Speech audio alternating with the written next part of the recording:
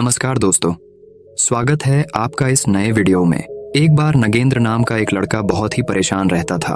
वो अपने जीवन में बड़ा आदमी बनना चाहता था, ढेर सारा पैसा कमाना चाहता था, जिसके लिए वह दिन रात काम करता, लेकिन फिर भी वो उतना पैसा वाला नहीं बन पाया जितना बनना चाहता था। इसकी वजह से वो बड़ा परेशान था। फिर एक दिन पता चला कि उनके गांव में गौतम बुद्ध आए हुए हैं। नगेंद्र ने सोचा, क्यों ना बुद्ध से पूछा जाए कि मैं अमीर और पैसे वाला कैसे बन सकता हूँ। क्योंकि नगेंद्र ने किसी से सुना था कि गौतम बुद्ध के पास जीवन की हर एक समस्या का समाधान है, इसलिए वो दौड़ते दौड़ते बुद्ध के पास जा पहुंचा और उनके पैरों में गिरकर उन्हें अपनी बातें बताने लगा। गौतम बुद्ध से कहने लगा, हे बुद्ध, कृपया मुझे बताए कि मैं अमीर कैसे बन सकता हूँ। मुझे जल्दी से जल्दी अमीर बनकर आराम की जिंदगी जीनी है। गौतम बुद्ध नगेंद्र की बात सुनकर मुस्कुराकर बोले, बेटा, अगर तुम सच में अमीर बनना चाहते हो तो मैं तुम्हें एक कहानी सुनाता हूँ। उसमें तुम्हें 4 ऐसी बातें पता चलेगी जिन्हें जानकर तुम आसानी से अमीर बन जाओगे। एक गांव में एक बड़ा ही चतुर नाही रहा करता था और एक पंडित जी से उसकी गहरी मित्रता थी। दोनों पूरा दिन साथ साथ रहा करते थे। जजमानों के घरों से उनकी जीविका चलती थी।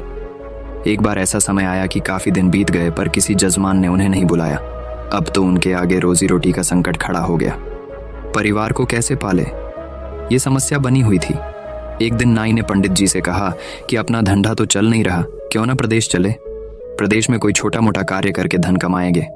उसके बाद वो दोनों थोड़े से पैसे जो पहले से जमा करके रखे हुए थे उनको लेकर वो दोनों प्रदेश की ओर जाने लगे। इसके साथ नाई ने अपने औजारों की पेटी रख ली, एक मोटी सी रस्सी, एक दही से भरी मटकी और एक ढोलक, और साथ में कुछ सिक्के लेकर चलने लगा। पंडित जी ने पूछा, नाही भाई, आप इतनी सारी चीजों को साथ लेकर क्यों व्यर्थ में भार बढ़ा रहे हैं? दही तो चलो खाने के काम आ जाएगा, परंतु इस रस्सी और ढोलक का क्या करोगे? ये तो व्यर्थ में थक आएगी, इन्हें यही छोड़ दो। नाई कहने लगा, महाराज, कोई भी चीज व्यर्थ नहीं होती, बस उसको सही समय पर इस्तेमाल करना आना चाहिए। कई बार हम लोग कुछ चीजों को व्यर्थ समझकर फेंक देते हैं या उनका सही समय पर इस्तेमाल नहीं कर पाते, इसीलिए वो हमें व्यर्थ लगती है। पंडित जी ने सोचा, चलो ठीक ही है, जब भी मनोरंजन करने की इच्छा होगी तब ढोलक बजाकर गालियां करेंगे। इस प्रकार नाई और पंडित शहर जाने लगे। चलते चलते रास्ते में उन्हें एक सूअर का बच्चा दिखाई दिया। नाई ने उस सूअर के बच्चे को भी पकड़कर अपने थैले में रख लिए। पंडित जी को फिर ऐतराज हुआ और कहने लगे, अरे नहीं मित्र, अभी सूअर के बच्चे का क्या करोगे? खुद के खाने का तो इंतजाम नहीं है, इसे कहाँ से खिलाओगे? नाई बोला, कोई बात नहीं, मैं संभाल लूंगा, आप तो बस साथ चलिए। यदि कोई ग्राहक मिल गया तो उसे बेचकर पैसा बना लेंगे। इस प्रकार पंडित जी को समझाकर वो दोनों शहर के नजदीक पहुंच गए। शहर में पहुंचने पर उन्हें पता चला कि यहाँ का जो राजा है उसके पुराने महल में रात को एक राक्षस आता है जो महल में रहने वाले लोगों को खा जाता है। अब तक हजारों लोगों को खा चुका है। राजा ने पूरे शहर में ये ढिंढोरा पिटवा रखा था कि जो कोई उस महल में ठहर कर राक्षस को मार डालेगा या भगा देगा तो राजा उस बहादुर व्यक्ति के साथ अपनी बेटी का विवाह कर देगा, आधा राजपाट भी दे देगा। राजा की घोषणा सुनकर नाई ने पंडित जी से सलाह ली और बोला, महाराज, जीवन में मरने के अवसर 1-2 बार आते हैं। यदि किसी व्यक्ति ने उन्हें गंवा दिया तो वो कभी बड़ा आदमी नहीं बन सकता। आज वही अवसर हमें आवाज देकर बुला रहा है। यदि हम राक्षस को मारने में या भगाने में सफल हो गए तो जीवन भर बैठकर राज करेंगे। नाई की बात सुनकर पंडित जी बोले, अरे मूर्ख, यह अवसर हमें बुला नहीं रहा है, बल्कि हमारी मौत हमें बुला रही है। यदि हम राज्य और राजकुमारी के लालच में आ गए तो राक्षस जरूर हमें खा जाएगा। अक्सर लालच के कारण ही व्यक्ति विपत्ति में पड़ता है। जीव के लालच में मछलियां कांटे में फंसती है, दाने के लोभ में पड़कर पक्षी जाल में फंसता है। मौत और विपत्ति हमेशा लालच देकर ही जीवों को फंसाती है। जो बुद्धिमान व्यक्ति होते हैं वो इस तरह के लालच में कभी नहीं पड़ते। कहीं मेहनत मजदूरी करके खा लेंगे, कम से कम जीवन तो सुरक्षित रहेगा। नाई कहने लगा, अरे महाराज, एक बात सुनो, नदी पार वही करते हैं जो उसमें तैरते हैं। डर कर किनारे पर रहने वाला व्यक्ति कभी नदी को पार नहीं कर सकता। साहसशील व्यक्ति बड़े होने का सपना तो देख सकता है पर बड़ा नहीं बन सकता। बड़ा बनने के लिए रिस्क तो उठाना ही पड़ेगा। नाई की बात सुनकर पंडित जी घबरा गए और सोचने लगे, आज ये हमें मरवा कर ही छोड़ेगा। पंडित जी एक बार फिर नाई से बोले, मित्र, राजा के महल में जाना और राक्षस से लड़ना यह हमारी बुद्धिमानी नहीं, मूर्खता है। क्यों व्यर्थ ही मुसीबत मोल लेना चाहते हो? तुम्हें अपनी जान प्यारी नहीं है? क्या यदि तुम्हें जान प्यारी नहीं है तो कोई बात नहीं, कम से कम मेरे प्राणों की तो चिंता करो। महल में जाना सरासर आत्महत्या करने के समान है। नाई बोला, मित्र परेशान मत हो, हम जरूर जीतेंगे।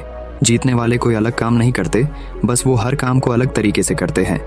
गरीबी लाचारी का जीवन जीने से अच्छा है कि मौत से भी लड़कर हमें उन्नति करनी चाहिए। दरिद्रता का जीवन तो वैसे भी मृत्यु के समान है। हम पूरा जीवन मेहनत करें तो भी इतना नहीं कमा सकते कि राजा बन जाए।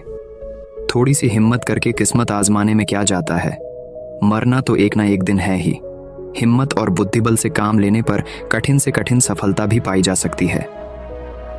नाई की बात सुनकर पंडित जी का भय दूर नहीं हुआ, फिर भी नाई का साथ छोड़ना उचित नहीं समझा। कहते हैं जो धन अत्यंत संघर्ष करने पर प्राप्त हो, शत्रु के आगे सिर झुकाने से प्राप्त हो, अपमान सह कर प्राप्त हो, जिसमें जान जाने का खतरा हो, धर्म का उल्लंघन करने से प्राप्त हो, उस धन में मन नहीं लगाना चाहिए। अब पंडित जी ने डरते डरते नाई के साथ चलने को हाँ कर दिया, पर हिम्मत साथ नहीं दे रही थी। नाई और पंडित राजा के दरबार में पहुंचे और कहा, महाराज, हम आपके महल से राक्षस को भगाएंगे। उस दिन शाम का भोजन उन दोनों ने राजा के यहाँ किया। तरह तरह के स्वादिष्ट व्यंजन, ऐसे व्यंजन जो जीवन में पहली बार खा रहे थे। बड़ा आनंद आया। उसके बाद वो दोनों राजा के पुराने महल में चले गए। वहां पहुंचकर सबसे पहले उन्होंने महल की खिड़की दरवाजे बंद कर ली और आपस में बातचीत करने लगे। नाई पंडित जी से कहने लगा, आज हम जान हथेली पर रखकर इस महल में आए हैं। ऐसे में हम लापरवाही बिल्कुल नहीं कर सकते। विद्वान लोग कहते हैं, मनुष्य को भय से उस समय तक डरना चाहिए जब तक कि वो भय से दूर हो। जब उसका सामना करना पड़ जाए तो फिर बिना डरे बेधड़क होकर उससे भिड़ जाना चाहिए। इसी में उसकी भलाई है। एक काम करो, आधी रात तक जागकर मैं पहरा देता हूँ, तब तक तुम आराम से सो जाओ। आधी रात के बाद तुम जागना और मैं सोऊंगा। पंडित जी ने कहा, ठीक है। उसके बाद पंडित जी सो गए और बेचारा नाई जागकर राक्षस के आने का इंतजार करने लगा। इधर जब राक्षस के आने का समय हुआ तब वह महल के दरवाजे बंद देखकर दरवाजा खटखटाने लगा और कहने लगा, मेरे महल में आज मुझसे पहले कौन घुसकर सो गया है? द्वार खोल दो, वरना मैं द्वार तोड़ दूंगा। राक्षस की भयंकर आवाज सुनकर नाई डरा नहीं। वो बेधड़क होकर कहने लगा, बदतमीज कौन है जो शोर मचाकर मेरी नींद भंग कर रहा है? राक्षस बोला, मैं राक्षस हूं, ये मेरा घर है। मेरे घर में सोने वाला तू कौन है? नाई बोला, बेटा, मैं तेरा बाप हूं। नाई की बात सुनकर राक्षस सोचने लगा, अब तक कोई मनुष्य होता तो मेरी आवाज से डरकर द्वार खोल देता, लेकिन ये मुझसे डरने की वजह कह रहा है कि मैं तेरा बाप हूं। राक्षस ने फिर आवाज लगाई, यदि तू मेरा पिता है तो कायरों की तरह दरवाजा बंद किए हुए क्यों बैठा है? बाहर निकलकर मुझसे युद्ध कर। अंदर से नाई बोला, मैंने दरवाजा खोल दिया तो तुम मुझे देखते ही मर जाएगा मेरा सामना करने की। तुम में हिम्मत नहीं है, इसलिए तेरी भलाई के लिए मैंने दरवाजा बंद कर दिया। राक्षस ने सोचा, जरूर मुझसे भी कोई ताकतवर है, तभी तो डरे बिना मेरी बात का जवाब दे रहा है। कहीं ये वाकई में मेरा बाप तो नहीं? फिर सोचा, अगर ये मेरा बाप होगा तो आकार में मुझसे भी बड़ा होगा और बल में भी। राक्षस बोला, ठीक है, यदि तुम मेरा पिता है तो अपना बल दिखा और मेरा भी देख। कुछ अपनी पहचान बता और मेरी भी पहचान देख। इतना कहकर राक्षस ने अपने सिर का एक बाल तोड़कर एक चित्र द्वारा महल के अंदर फेंक दिया और कहा, यह देखिए, मेरा बाल है। राक्षस का बाल काफी मोटा था। तभी जवाब में अंदर से नाई अपने हाथ में रस्सी को बाहर फेंकते हुए बोला, ये देख, ये मेरी मूंछ का बाल है। नाई के द्वारा फेंकी गई रस्सी को देखकर राक्षस डर गया और कहने लगा, इसके मूंछ का बाल इतना बड़ा है तो ये कितना बड़ा होगा? उसने फिर से आजमाइश की। अपने सिर से एक जू पकड़कर अंदर फेंका। राक्षस का जू काफी बड़ा था। अंदर से नाई ने सुअर का बच्चा बाहर फेंकते हुए कहा, ये देख, मेरे सिर का जू इतना बड़ा है। जू देखकर राक्षस डर गया। राक्षस ने अपना थूक अंदर फेंकते हुए कहा, ये ले मेरा थूक। जवाब में नाई ने अंदर मटके से दही उड़े लिया और कहा, देख, ये मेरा थूक है। देखकर राक्षस के पैर उखड़ गए। वो सोचने लगा, ये जरूर ही मेरा बाप है। फिर भी उसने एक बार और परीक्षा करने की सोची। राक्षस ने जोर से गर्जना की। उधर जवाब में नाई ने अपनी ढोलक को पीटना शुरू कर दिया। ढोलक की आवाज को गर्जना समझकर राक्षस का मलमूत्र छूट गया। वो समझ चुका था, अंदर मुझसे भी बड़ा राक्षस है। नाई ने कहा, पागल, पूरी रात परीक्षा करता रहेगा या आमना सामना भी करेगा? ले, मैं दरवाजा खोलता हूं तो मेरा दर्शन भी कर ले। इतना कहकर नाई दरवाजे के ऊपर छुप कर बैठ गया और पंडित जी से दरवाजा खोलने के लिए कहा। डरते डरते पंडित जी ने दरवाजा खोल दिया। राक्षस भी डरता हुआ धीरे धीरे अंदर बढ़ा तो नाई ने अपने उस तरह से राक्षस की नाक काट दी। वो राक्षस नाक पकड़कर रोता हुआ चिल्लाता हुआ वहां से भाग खड़ा हुआ और बोला, अब मैं यहाँ कभी नहीं आऊंगा, ये महल तुम ही रख लो। नाई बोला, खबरदार आना भी मत, अगर आया तो अगली बार तुझे जिंदा नहीं छोड़ूंगा। इस तरह सदा सदा के लिए वो राक्षस महल को छोड़कर चला गया। शर्त के अनुसार नाई को आधे राज्य का मालिक बना दिया गया और राजा की बेटी से उसका विवाह हो गया। उसने अपने मित्र पंडित को अपना मंत्री बना लिया। राजा के रूप में नाई अपने मंत्री पंडित से कहता है कि 4 बातों को सदैव ध्यान रखना, तुम कभी गरीब नहीं रहेगा। पहली बात, अवसर को पहचानना चाहिए, उसे पकड़ने का प्रयास करना चाहिए और जो उसके पास है उसे व्यर्थ की चीज न समझकर सही समय पर इस्तेमाल में लेना चाहिए। दूसरी बात, हिम्मत के साथ बुद्धि बल से काम लेना चाहिए, बिना बुद्धि बल के सहायता से। सूरवीर भी हार जाते हैं बुद्धि से, मनुष्य छोटा होकर भी बड़े से बड़े को पराजित कर सकता है। तीसरी बात, सदैव सोच बड़ी रखो, छोटा सोचने वाला कभी बड़ा नहीं बन सकता। कहते हैं जब सोच बड़ी होगी तो व्यक्ति बड़ा कदम उठाता है। चौथी बात, अमीर बनने के मार्ग में यह 5 चीज बाधाएं बनती है। 1 लापरवाही, 2 बीमारी, 3 संतोष, 4 बुजदिली, 5 अपनी जन्मभूमि से प्यार।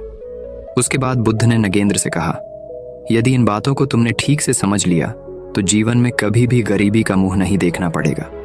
अब धीरे धीरे धनवान बनते चले जाओगे। बुद्ध की सारी बातें नगेंद्र के समझ में आ गई। उसके बाद नगेंद्र ने अपने जीवन में उन्हीं 4 बातों को अपनाया और वो धीरे धीरे अमीर बनता चला गया।